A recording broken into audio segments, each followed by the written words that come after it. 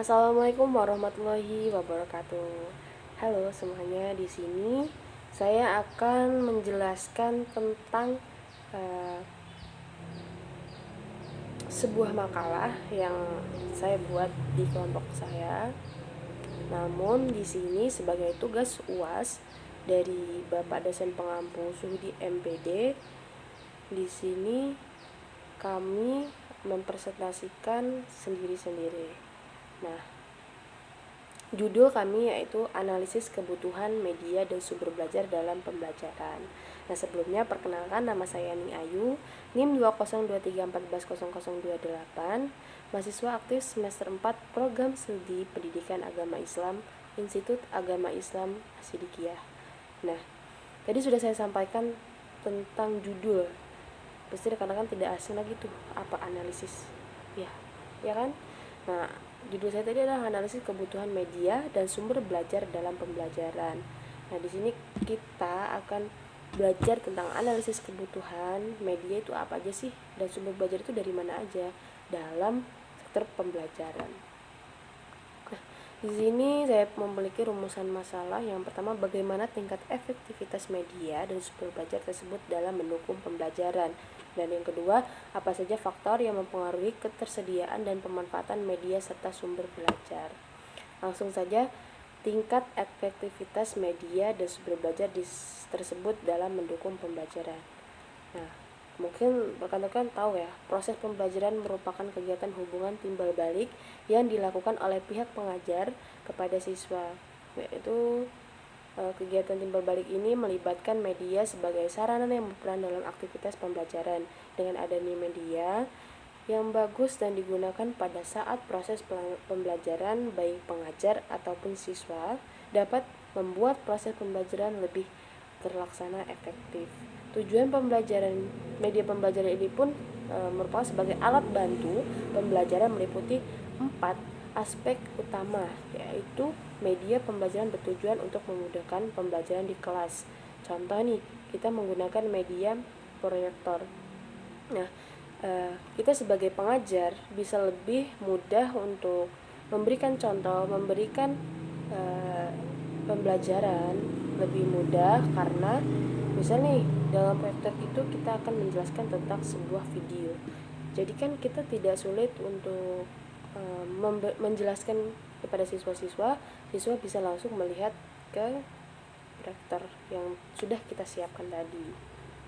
Yang kedua, media pembelajaran untuk meningkatkan efisiensi pembelajaran. Jadi media yang kita gunakan itu bertujuan untuk meningkatkan semangat, meningkatkan kreativitas dalam pembelajaran. Terus media pembelajaran bertujuan untuk menjaga relevansi materi dengan tujuan belajar. Nah, media bertujuan untuk membantu fokus belajar. Jadi kan dengan adanya media dalam pembelajaran dapat membantu fokus pembelajaran. Yang selanjutnya adalah kriteria yang harus diperhatikan dalam memilih media pembelajaran. Nah, di sini ada beberapa kriteria. Yang pertama adalah sesuai dengan tujuan yang ingin dicapai. Yang kedua, tepat untuk mendukung isi pembelajaran yang sifatnya fakta, konsep, prinsip, dan juga generalisasi. Dan yang ketiga adalah praktis, luas, dan bertahan. Jika tidak tersedia waktu, dana, dan sumber daya lainnya untuk memproduksi, tidak perlu dipaksakan. Jadi seadanya saja, kira-kira memang dibutuhkan tapi tidak ada, kita gunakan dengan cara yang lain. Misalnya tidak harus, misalnya nih siswa tidak di dalam suatu lembaga tidak boleh membawa HP, tapi siswa harus disuruh untuk mencari tentang materi ini. Nah, kita siapkan yaitu buku. Nah, buku juga bisa menjadi sumber media pembelajaran. Yang keempat adalah guru harus terampil dalam menggunakan media selama proses pembelajaran. Pengelompokan sasaran yaitu kelompokan besar, kelompokan kecil, atau perorangan. Bentuk teknisnya adalah misalnya visual pada slide harus jelas dan informasi yang disampaikan tidak terganggu oleh elemen lain. Jadi kita tetap menggunakan mutu teknis yang dimana visual pada slide yang kita gunakan harus jelas dan informasinya yang dapat disampaikan. Lanjut adalah faktor yang mempengaruhi ketersediaan dan pemanfaatan media sumber belajar. Faktor dan pemanfaatan. Nah, di sini dua hal yang bersatu atau dua hal yang saling mencakupi, di mana ada faktor, pasti di situ juga ada pemanfaatan.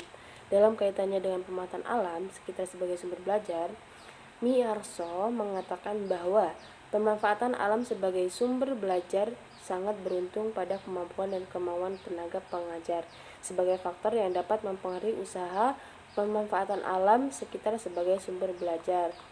Nah, yaitu ada yang pertama, ketersediaan anggaran. Nah, anggaran ini merupakan hal yang utama. Jika tidak ada anggaran, ya kita tidak bisa untuk memanfaatkan alam sekitar sebagai sumber belajar. Nah, di sini tadi kan ada faktor-faktornya tuh. Nah, yang pertama yang tadi ketersediaan anggaran. Yang kedua minat, motivasi, dan peserta didik. Nah, kita harus menarik minat dan jadikan kita sebagai motivasi peserta didik untuk belajar dalam pembelajaran ini lebih efisiensi atau lebih dapat timbal balik dalam pemanfaatan alam sekitar sebagai sumber belajar.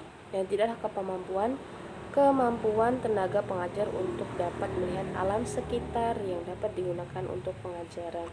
Misalnya dalam alam sekitar itu kita dapat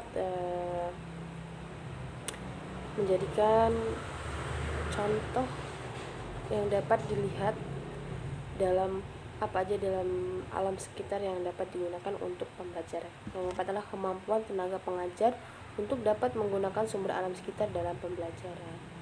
Nah, itu tadi merupakan penjelasan saya, yaitu dengan judul analisis kebutuhan media dan sumber belajar dalam pembelajaran, di mana tadi sudah saya jelaskan tingkat efektivitas media dan sumber belajar tersebut dalam mendukung pembelajaran, dan tadi juga saya jelaskan tentang faktor yang mempengaruhi ketersediaan dan pemanfaatan media serta sumber belajar.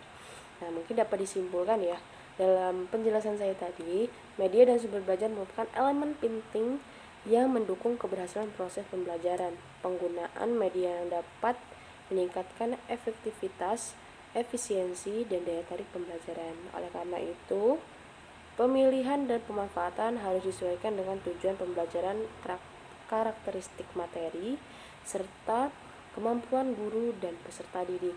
Jika dirancang dan digunakan secara optimal, media dan sumber belajar mampu menciptakan pengalaman belajar yang lebih bermakna dan menyenangkan.